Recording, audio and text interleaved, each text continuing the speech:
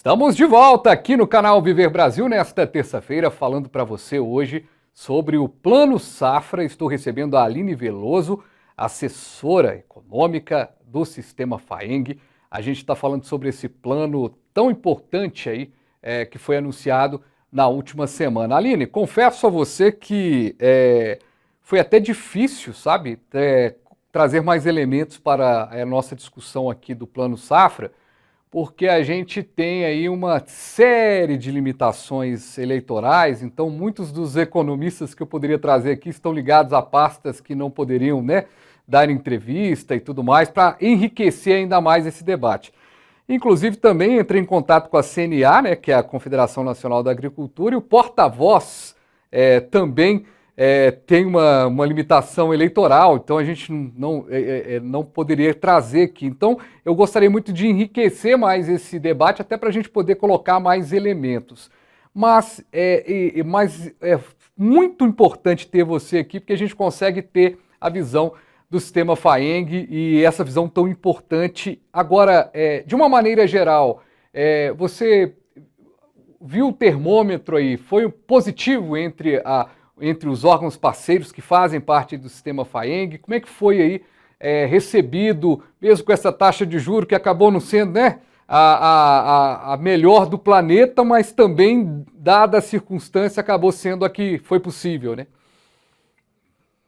É muito importante destacar que, ao longo desse tempo, de preparação para o Plano Agrícola e Pecuário, o Sistema FAENG, bem como a Confederação Nacional da Agricultura, as demais federações, a nossa base, de sindicatos de produtores, nós construímos também as propostas, para que isso fosse feito, então, alinhado entre CNA e o governo federal, apresentando essas demandas e essas propostas do setor produtivo. Então, é uma construção de ações que contempla, então, e chega, E aí, nesse momento, a gente, inclusive, está num processo de avaliação dos itens em que foram sugeridos e que efetivamente serão aí identificados tão logo as resoluções do Banco Central sejam publicadas, então, efetivamente, dando efetividade, então, no lançamento do Plano Safra, e nós possamos, então, fazer esse acompanhamento e também o acompanhamento a partir aí, a expectativa toda é da oferta do crédito lá na base para o produtor rural. Ainda que as taxas de juros, elas tenham sido a maior, do que no Plano Safra 21-22, nós entendemos que foi o que foi possível de ser lançado, dadas essas restrições orçamentárias também, para o caso das subvenções que são feitas ali no momento do spread bancário, no benefício que é possibilitado no momento do banco, da instituição financeira ofertar o crédito, porque isso é uma ação importante também no plano agrícola e pecuário. Então, é necessário esse orçamento do governo para que a gente tenha essas taxas de juros, ainda que estejam maiores, como lançados. É um trabalho bastante importante, e sinalizador aí. Como a Selic subiu, tinha essa expectativa de um aumento das nossas taxas de juros na contratação do crédito, mas avaliamos como positivo pelo aumento do volume de recursos e na diversidade dos programas aí e linhas que poderão ser acessados pelos produtores. Então, vamos aí para e passo em seu tempo acompanhando também, as prioridades e as ações que foram divulgadas. Aline, quem chega aqui agora está zapeando e vê nossa conversa aqui, vê na tela, 340 bilhões de reais, pensa assim, quanto dinheiro, Agora, importante também, e aí eu queria muito a sua análise disso, quando se tem essa oferta, de crédito, essa possibilidade toda, esse dinheiro volta para o país, não só com o pagamento do produtor, mas com toda a riqueza que o agro rende, que o agro traz, É muito importante destacar que esse é um volume de recursos que ele é captado, então, nas instituições financeiras e destinados para que o nosso setor produtivo, uma parte, esse volume de recursos, ele é uma parte de todo o valor que é utilizado aí pelo produtor, pelas diversas cadeias produtivas, pelos outros elos, para investir na atividade. Então, é como a gente mencionou, um estudo, uma sinalização da CNA, esse volume de recursos, ainda que 340,8 bilhões ele seja um valor alto, considerável, é uma parte do valor que a gente utiliza no setor produtivo para investimento na atividade, para gerar emprego, para gerar renda, para manter a nossa segurança alimentar do país e também para as exportações, né, para manter aí as nossas exportações, as nossas divisas, então atendendo também ao nosso mercado interno, mas também ao mercado internacional.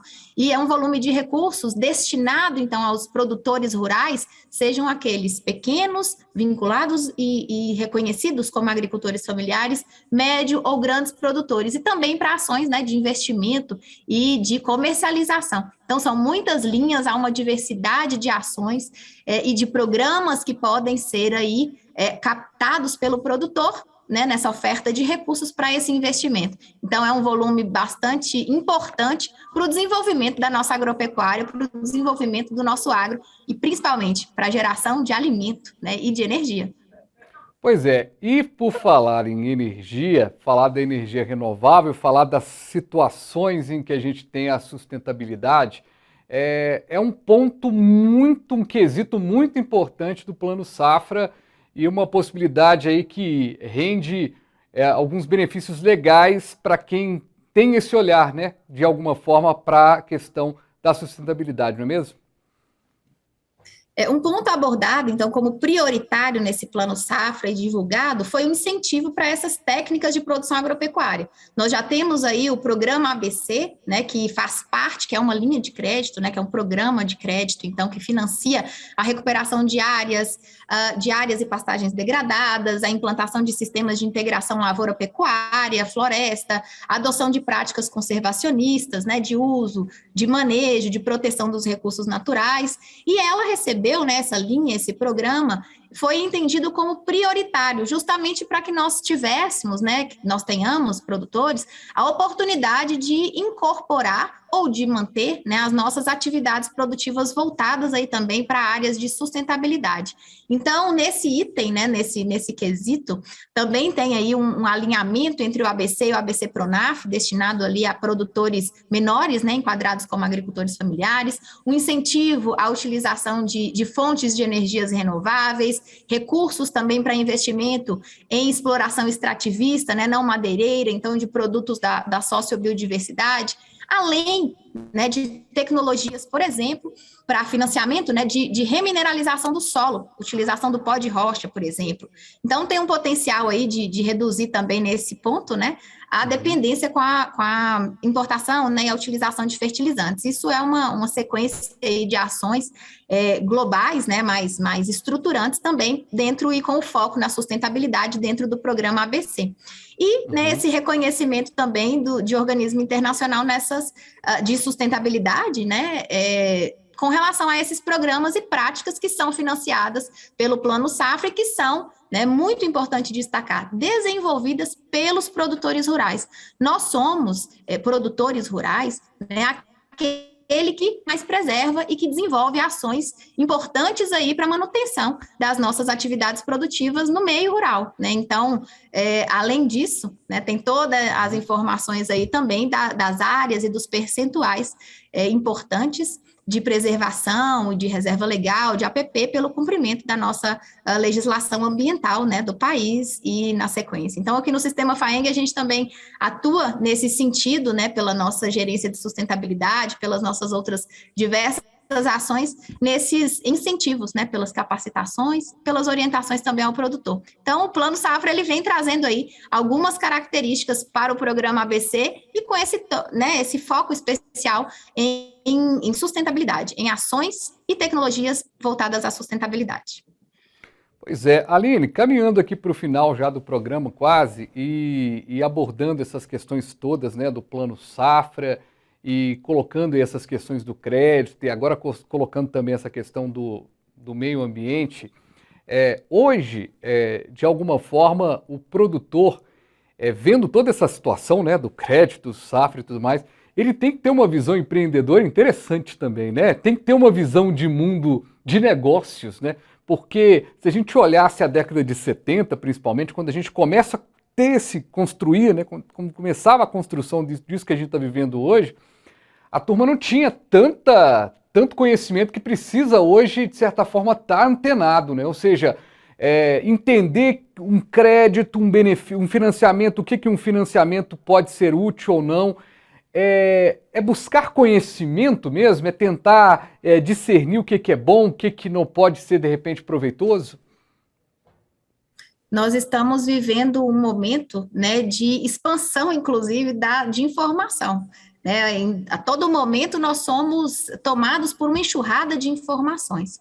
E para o produtor rural não é diferente, né? Além de saber produzir e de produzir muito bem, ele precisa ficar atento a muitas outras informações sobre mercado, sobre novas tecnologias, sobre o melhor momento para adquirir um insumo, né, para comercializar a sua produção, e também nessas diversas outras relações e informações pela pandemia, né? Tantos outros impactos que também aconteceram aí, você falou no primeiro bloco, alguns aspectos desse jeito. Então, sim, o produtor rural, ele tem, né, estado mais atento e muito mais, né, ele já era assim, mas ele tem estado mais atento a essas informações todas para utilizar da melhor forma possível dentro da propriedade rural, dentro das suas atividades produtivas, e tem executado também ações, né, de capacitação, de incorporação de tecnologias, de inovação nas suas propriedades rurais, nas suas atividades produtivas, justamente, né, para conseguir e para realizar uma produção melhor em volume, em qualidade,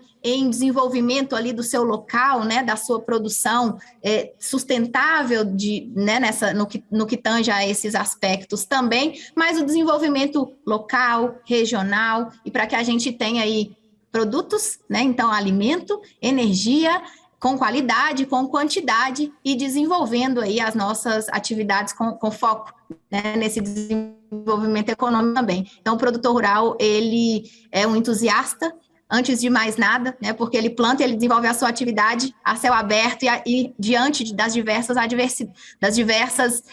consequências e adversidades que acontecem. Mas ele está sempre atento e disposto, né, a continuar produzindo, porque é o que ele sabe fazer de melhor.